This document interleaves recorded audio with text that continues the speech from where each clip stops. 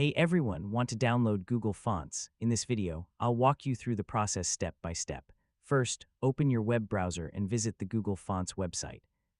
Here, you can explore thousands of free fonts for personal and commercial projects. Next, use the search bar or browse through the font collection to find the font family you want to download.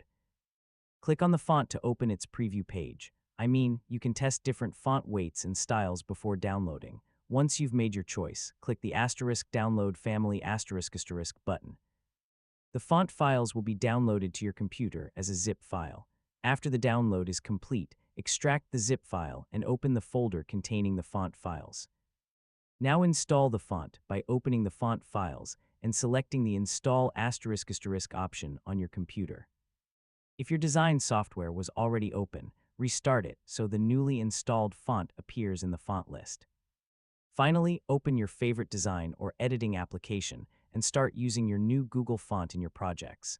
And that's how to download Google Fonts. It's a quick and easy way to expand your font library with high-quality free typefaces. Thanks for watching, and don't forget to subscribe for more easy technology guides.